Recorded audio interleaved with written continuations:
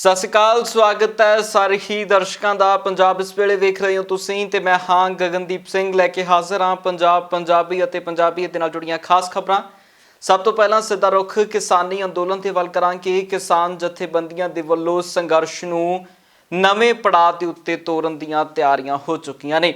ਕਿਸਾਨ ਜਥੇਬੰਦੀਆਂ ਦੇ ਆਗੂਆਂ ਨੇ ਨਵੇਂ ਅਹਿਮ ਫੈਸਲੇ ਕਰ ਦਿੱਤੇ ਗਏ ਨੇ, ਜਿਨ੍ਹਾਂ ਫੈਸਲਿਆਂ ਦੇ ਵਿੱਚ ਕਿਸਾਨ ਜਥੇਬੰਦੀਆਂ ਨੇ ਖਾਸ ਤੌਰ ਦੇ ਉੱਤੇ ਐਲਾਨ ਕੀਤਾ ਹੈ ਕਿ ਹੁਣ ਕਿਸਾਨੀ ਸੰਘਰਸ਼ ਨੂੰ ਤੇਜ਼ ਕੀਤਾ ਜਾਵੇਗਾ, ਜਿੱਥੇ 12 ਫਰਵਰੀ ਤੋਂ ਰਾਜਸਥਾਨ ਦੇ ਸਾਰੇ ਸੜਕ ਟੋਲ ਪਲਾਜ਼ਾ ਟੋਲ ਮੁਕਤ ਕਰ ਦਿੱਤੇ ਜਾਣਗੇ। 14 ਫਰਵਰੀ ਨੂੰ ਪੁਲਵਾਮਾ ਹਮਲੇ ਦੇ ਸ਼ਹੀਦ ਹੋਏ ਸੈਨਿਕਾਂ ਦੀ ਕੁਰਬਾਨੀ ਨੂੰ ਯਾਦ ਕਰਦਿਆਂ ਦੇਸ਼ ਭਰ ਦੇ ਵਿੱਚ ਮੋਮਬੱਤੀ ਮਾਰਚ ਅਤੇ ਵਿਸ਼ਾਲ ਜਲੂਸ ਅਤੇ ਹੋਰ ਪ੍ਰੋਗਰਾਮ ਆਯੋਜਿਤ ਕੀਤੇ ਜਾਣਗੇ। 16 ਫਰਵਰੀ ਨੂੰ ਕਿਸਾਨ ਸਰ ਛੋਟੂ ਰਾਮ ਦੇ ਜਨਮ ਦਿਹਾੜੇ ਤੇ ਦੇਸ਼ ਭਰ ਦੇ ਵਿੱਚ ਇਕਜੁੱਟਤਾ ਦਾ ਸਬੂਤ ਦਿੱਤਾ ਜਾਵੇਗਾ। ਰੇਲ ਰੋਕੋ ਪ੍ਰੋਗਰਾਮ 18 ਫਰਵਰੀ ਨੂੰ ਦੇਸ਼ ਭਰ ਦੇ ਵਿੱਚ ਦੁਪਹਿਰ 12 ਵਜੇ ਤੋਂ 4 ਵਜੇ ਤੱਕ ਹੋਵੇਗਾ।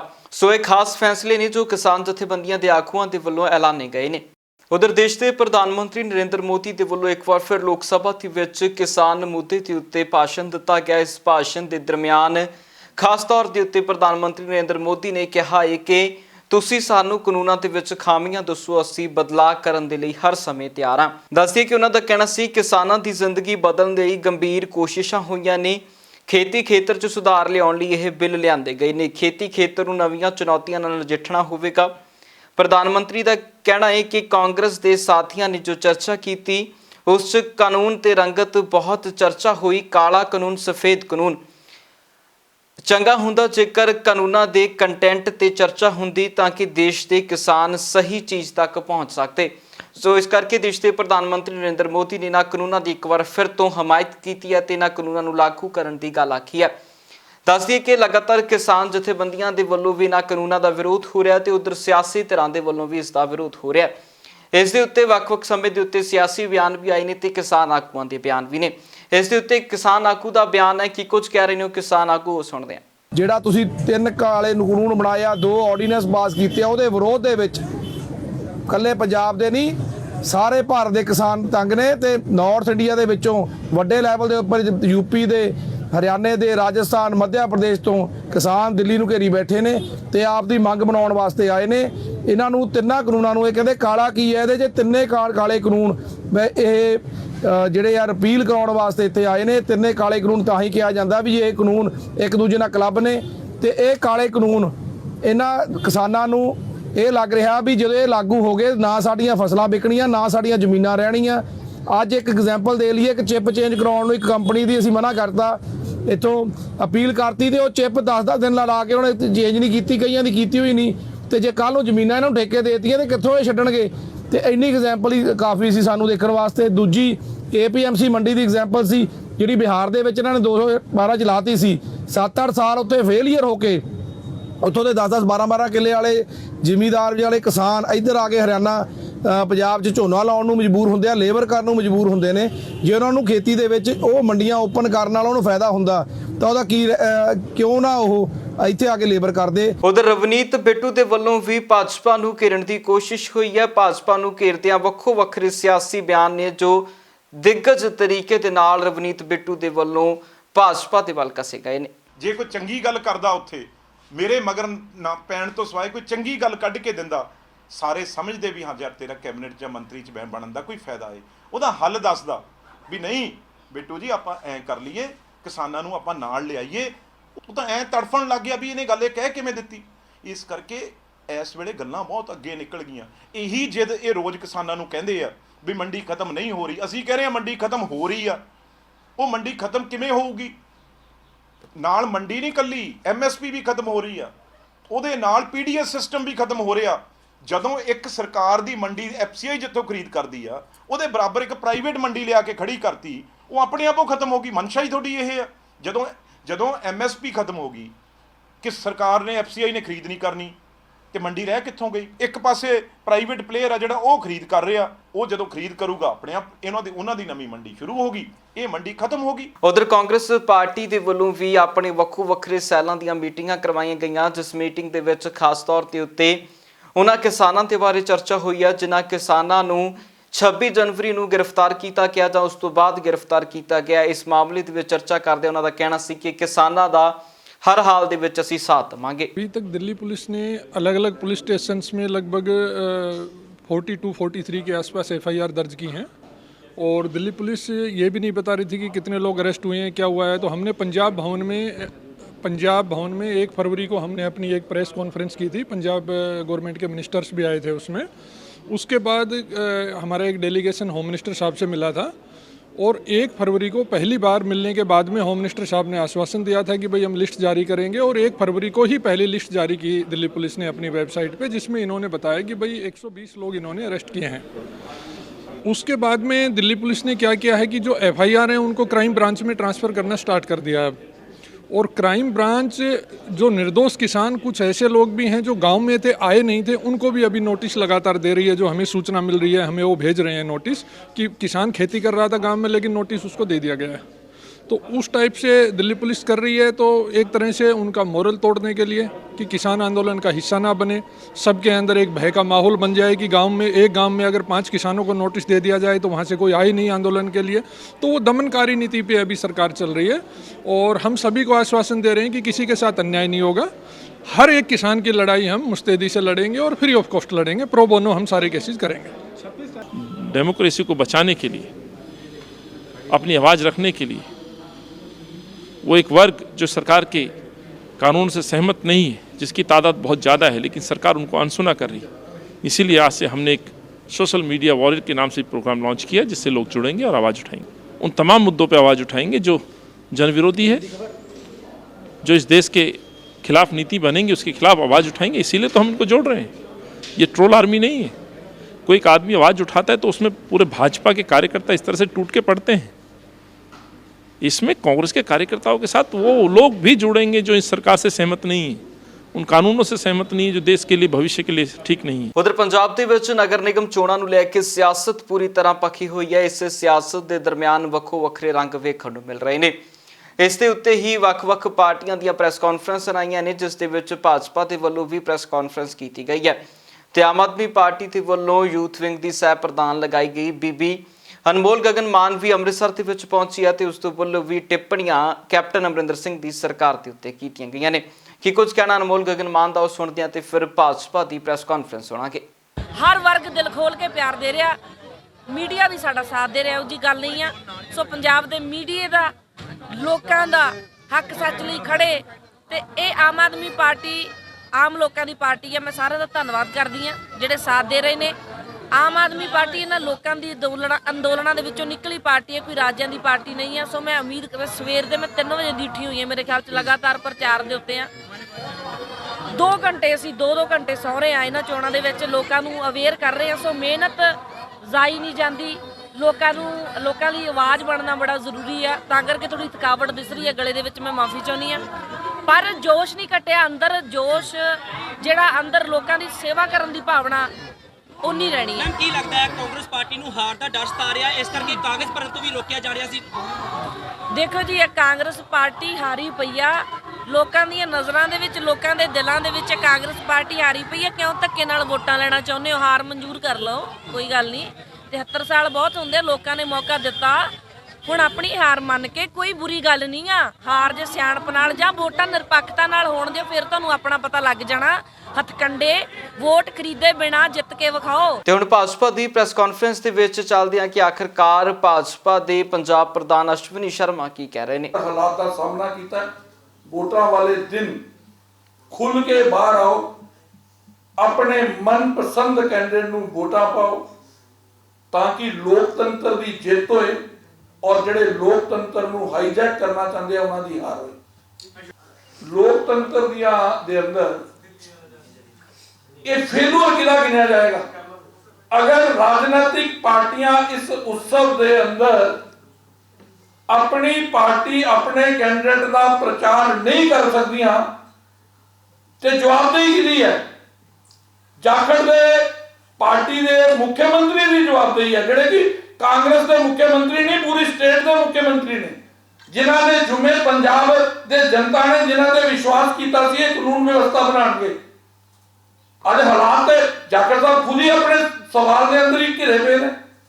ਉਧਰ ਰਾਜਸਥਾਨ ਦੇ ਵਿੱਚ ਇੱਕ ਮਹਾ ਪੰਚਾਇਤ ਹੋਈ ਹੈ, ਜਿਸ ਮਹਾ ਪੰਚਾਇਤ ਦੀ ਅਗਵਾਈ ਕਾਂਗਰਸੀ ਆਗੂ ਸਚਿਨ ਪਾਇਲਟ ਦੇ ਵੱਲੋਂ ਕੀਤੀ ਗਈ ਹੈ। ਸਚਿਨ ਪਾਇਲਟ ਨੇ ਇਸ ਮੌਕੇ ਦੇ ਉੱਤੇ ਭਾਜਪਾ ਦੇ ਉੱਤੇ ਸਿਆਸੀ ਨਿਸ਼ਾਨੇ ਕਸੇ ਨੇ ਤੇ ਨਾਲ ਹੀ ਆਮ ਲੋਕਾਂ ਨੂੰ ਖੇਤੀ ਕਾਨੂੰਨਾਂ ਦੇ ਨੁਕਸਾਨ ਵੀ ਦੱਸੇ ਨੇ।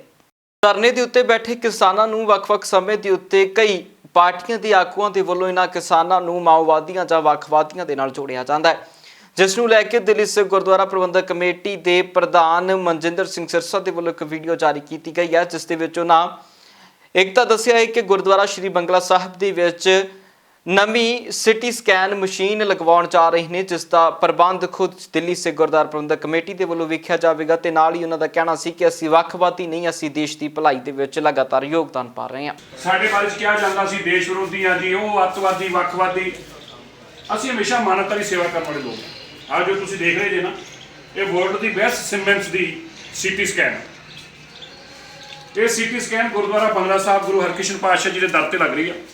ਸ੍ਰੀ ਹਰਕ੍ਰਿਸ਼ਨ ਤੇ ਆਈਏ, ਜਿਸ ਜਿੱਥੇ ਸਭ ਦੁੱਖ ਜਾਏ, ਦੁੱਖਾਂ ਦਾ ਨਿਵਾਰਨ ਕਰਨ ਵਾਲਾ ਸਥਾਨ ਆ ਔਰ ਮਾਨਵਤਾ ਦੀ ਸੇਵਾ ਕਰਨ ਵਾਲਾ ਸਥਾਨ ਆ।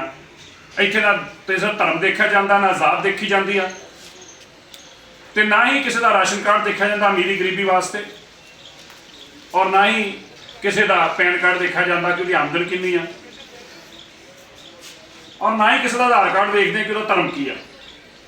ਇੱਕ ਹੀ ਧਰਮ ਆ, ਮਾਨਵਤਾ ਦੀ ਸੇਵਾ, ਉਹਦੇ ਤੇ ਅਸੀਂ ਡਟ ਕੇ ਪਹਿਰਾ ਦਿੰਦੇ। ਮੈਂ ਤੁਹਾਨੂੰ ਦਿਖਾਉਣਾ ਚਾਹੁੰਦਾ ਇਹ MRI ਦੀ ਮਸ਼ੀਨ ਇਸੇ ਤਰੀਕੇ CT ਸਕੈਨ ਆ। ਮੈਂ ਤੁਹਾਨੂੰ ਦਿਖਾ ਰਿਹਾ MRI ਦੀ ਮਸ਼ੀਨ ਆ। ਤੁਹਾਨੂੰ ਬਦਨਾਮ ਨਹੀਂ ਕਰ ਸਕਦੇ। ਮਾਨਵਤਾ ਦੀ ਸੇਵਾ ਅਗਰ ਕਿਸੇ ਨੇ ਕੋਵਿਡ 'ਚ ਪਹਿਰਾ ਦੇ ਕੇ ਕੀਤੀ ਆ ਤੇ ਦੁਨੀਆ ਭਰ 'ਚ ਸਿੱਖਾਂ ਨੇ ਕੀਤੀ ਆ। ਕਿਤੇ ਹੜ੍ਹ ਆ ਜੇ, ਕਿਤੇ ਸੋਕਾ ਪੈ ਜੇ, ਕਿਤੇ ਕੁਛ ਵੀ ਹੋ ਜੇ, ਸਿੱਖ ਸਭ ਤੋਂ ਅੱਗੇ ਖੜੇ ਹੁੰਦੇ ਨੇ। ਔਰ ਜੇ ਅੱਜ ਅਸੀਂ ਆਪਣੇ ਲੋਕਾਂ ਦੀ ਜ਼ਮਾਨਤਾਂ ਕਰਾਉਣ ਚਲੇ ਗਏ, ਆਪਣੇ ਲੋਕਾਂ ਨੂੰ ਕੋਰਟ ਕਚਹਿਰੀਆਂ ਦੇ ਅੰਦਰ ਜਾ ਕੇ ਅਮਦਾਦ ਕਰਨ ਚਲੇ ਗਏ, ਆਪਣੇ ਲੋਕਾਂ ਨੂੰ ਗਰਮ ਕੱਪੜੇ ਦੇ ਦਿੱਤੇ ਜੇਲ੍ਹ ਅੰਦਰ, ਤੇ ਹਾਹਾਕਾਰ ਮਚਾ ਮੀਡੀਆ ਦੇ ਚੈਨਲਾਂ ਨੇ ਗੰਦ ਪਾਉਣਾ ਸ਼ੁਰੂ ਕਰ ਦਿੱਤਾ ਵੀ ਹਾਂ ਇਹ ਗੱਲ ਕੀਤੀ ਤੇ ਕੀਤੀ ਕਿਉਂ ਤੁਸੀਂ ਇਹਨਾਂ ਇਮਦਾਦ ਕਰ ਰਹੇ? ਆਪਣੇ ਭਰਾਵਾਂ ਨਾਲ ਖੜੇ ਆ, ਡਟ ਕੇ ਖੜੇ ਰਵਾਂ। ਉਧਰ ਪੰਜਾਬ ਦੇ ਵਿੱਚ ਨਗਰ ਨਿਗਮ ਚੋਣਾਂ ਨੂੰ ਲੈ ਕੇ ਵੀ ਸਿਆਸਤ ਲਗਾਤਾਰ ਗਰਮਾਈ ਹੋਈ ਹੈ। ਵੱਖ-ਵੱਖ ਸਿਆਸੀ ਆਗੂਆਂ ਦੇ ਵੱਲੋਂ ਇੱਕ ਦੂਜੀਆਂ ਪਾਰਟੀਆਂ ਦੇ ਉੱਤੇ ਸਿਆਸੀ ਇਲਜ਼ਾਮਬਾਜ਼ੀ ਕੀਤੀ ਜਾ ਰਹੀ ਹੈ। ਇਸੇ ਕੜੀ ਦੇ ਵਿੱਚ ਸੁਨੀਲ ਜਾਖੜ ਦੇ ਵੱਲੋਂ ਵੀ ਪ੍ਰੈਸ ਕਾਨਫਰੰਸ ਕੀਤੀ ਗਈ ਆ ਅਤੇ ਆਮ ਆਦਮੀ ਪਾਰਟੀ ਦੇ ਸਮੇਤ ਭਾਜਪਾ ਅਤੇ ਅਕਾਲੀ ਦਲ ਨੂੰ ਨਿਸ਼ਾਨੇ ਦੇ ਉੱਤੇ ਰੱਖਿਆ ਗਿਆ। ਮੇਰਾ ਸਾਰਿਆਂ ਦਾ ਮੇਰਾ ਮੰਨਣਾ ਹੈਗਾ, ਹਰੇਕ ਆਦਮੀ ਆਪਣੀ ਆਪਣੀ ਜ਼ਿੰਮੇਵਾਰੀ ਨਿਭਾਵੇ। ਮੈਂ ਕਿਸੇ ਤੇ ਕਮੈਂਟ ਕਰਨ ਤੋਂ ਪਹਿਲਾਂ ਗੁਰੇਜ਼ ਕਰਦਾ ਸਭ ਕਿਸੇ ਦੇ ਉੱਤੇ ਨੁਕਸ ਨਾ ਪਾਲਾ। ਮੈਂ ਆਪਣਾ ਦੇਖਾ ਵਟਕਨ ਆਈ ਡੂ। ਅਗਰ ਮੈਂ ਕੋਈ ਚੀਜ਼ ਚਾਹਨਾ, ਇਸ ਤਰ੍ਹਾਂ ਦਾ ਬਦਲਾਅ ਚਾਹਨਾ, let me B that change if I want that. ਸਾਨੂੰ ਆਪਣਾ ਪ੍ਰयास ਕਰਨਾ ਚਾਹੀਦਾ ਹੈ। ਮੇਰਾ Congress party the, and I can say with full confidence on behalf of Captain Amrinder Singh or AICC, Rahul ji, Sonia ji, that ਅਸੀਂ ਚਾਹੁੰਦੇ ਹਾਂ ਇਸ ਮਸਲੇ ਦਾ, ਕਿਸਾਨਾਂ ਦਾ ਆ ਜਿਹੜੀ ਸਮੱਸਿਆ ਹੈ, ਛੇਤੀ ਤੋਂ ਛੇਤੀ ਸੁਲਝੇ। ਕਿਸਾਨ ਘਰ ਪਰਤਣ, ਸ਼ਾਂਤੀਪੂਰਵਕ ਪਰਤਣ, ਆਪਣੇ ਮੁੱਦੇ ਹੱਲ ਕਰਾ ਕੇ ਪਰਤਣ, ਆਪਦਾ ਪਰਿਵਾਰ ਸਾਂਭਣ, ਆਪਦੇ ਖੇਤ ਸਾਂਭਣ, ਆਪਦੇ ਮਸਲਾ ਸਾਹਮਣੇ। ਉਧਰ ਕੈਪਟਨ ਅਮਰਿੰਦਰ ਸਿੰਘ ਦੇ ਬਿਆਨ ਨੂੰ ਲੈ ਕੇ ਵੀ ਕਾਫੀ ਤਲਖੀ ਦੇ ਵਿੱਚ ਹੈ। ਭਾਜਪਾ ਦੇ ਆਗੂ ਤਰੁਣ ਚੁੱਗ ਦੇ ਵੱਲੋਂ ਬਿਆਨ ਦਿੱਤਾ ਗਿਆ ਹੈ ਕਿ ਆਪਣੀ ਹਾਰ ਤੋਂ ਡਰਦਿਆਂ ਅਜਿਹੀ ਬਿਆਨਬਾਜ਼ੀ ਕੈਪਟਨ ਅਮਰਿੰਦਰ ਸਿੰਘ ਦੇ ਵੱਲੋਂ ਕੀਤੀ ਜਾ ਰਹੀ ਹੈ। ਨਗਰ ਨਿਗਮ ਚੁਣਾਵਾਂ 'ਚ ਕਾਂਗਰਸ ਪਾਰਟੀ ਆਪਣੀ ਹਾਰ ਨੂੰ ਦੇਖਦਿਆਂ ਹੋਇਆ ਪੰਜਾਬ ਦੇ ਅੰਦਰ ਗੁੰਡਾ ਰਾਜ ਨੂੰ ਬੜਾਵਾ ਔਰ ਸੰਰਕਸ਼ਣ ਦੇ ਰਹੀ।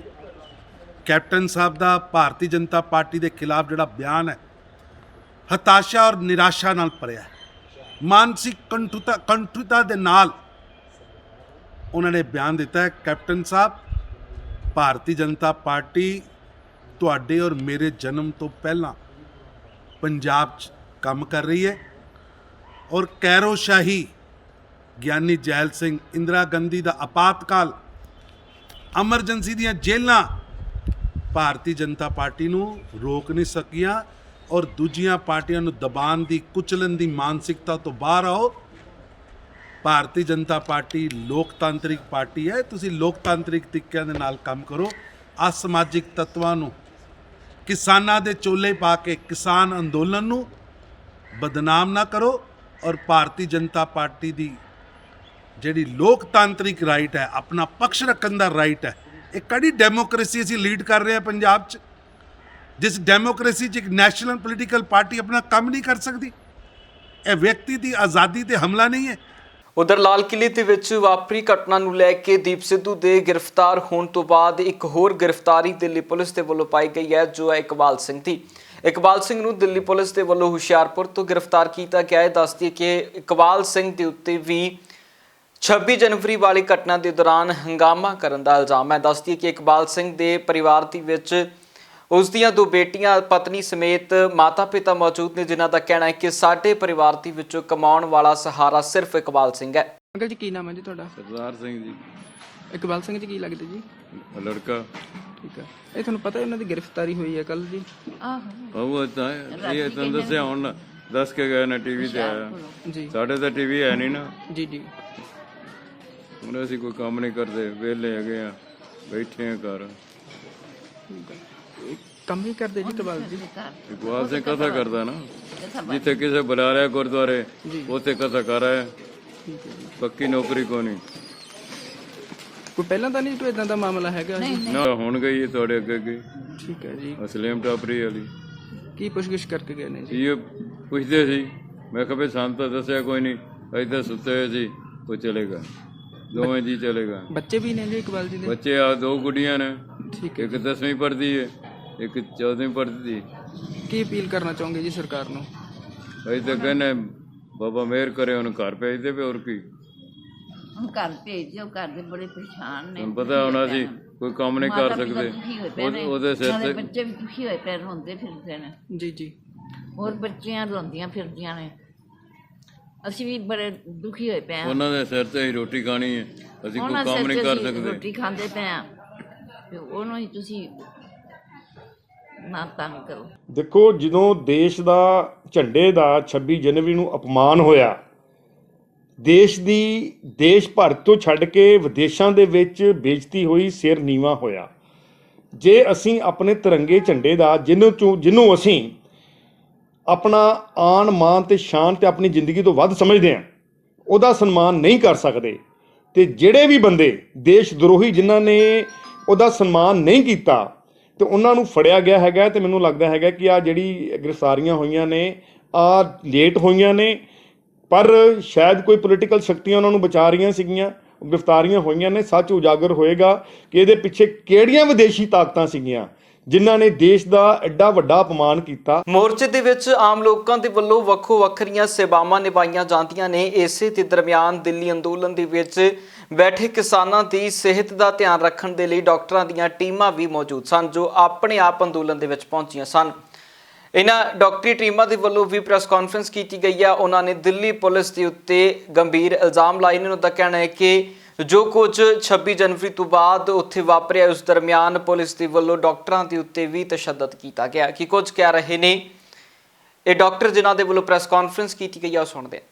ਅਫਸੋਸ ਹੋਇਆ ਕਿ ਦਿੱਲੀ ਪੁਲਿਸ ਨੇ ਜਿਸ ਤਰ੍ਹਾਂ ਦੇ ਬੈਰੀਕੇਡ ਲਾਏ ਸੀਗੇ, ਜਿਵੇਂ ਕੋਈ ਦੁਸ਼ਮਣ ਦੀ ਫੌਜ ਆ ਰਹੀ ਹੋਏ, ਉਹ ਇਸ ਤਰ੍ਹਾਂ ਕਿਸਾਨਾਂ ਨੂੰ ਰੋਕਣ ਲਈ ਬੈਰੀਕੇਡ ਲੱਗੇ ਹੋਏ ਸੀ। ਚਲੋ ਐਗਰੀਮੈਂਟ ਤੋਂ ਬਾਅਦ ਇੱਕ ਉਹਨਾਂ ਨੇ ਛੋਟਾ ਜਿਹਾ ਰਸਤਾ ਖੋਲ੍ਹਿਆ, ਜਿਹਦੇ ਵਿੱਚੋਂ ਮਸਾਂ ਇੱਕ ਟਰੈਕਟਰ ਹੀ ਗੁਜ਼ਰਦਾ ਸੀਗਾ।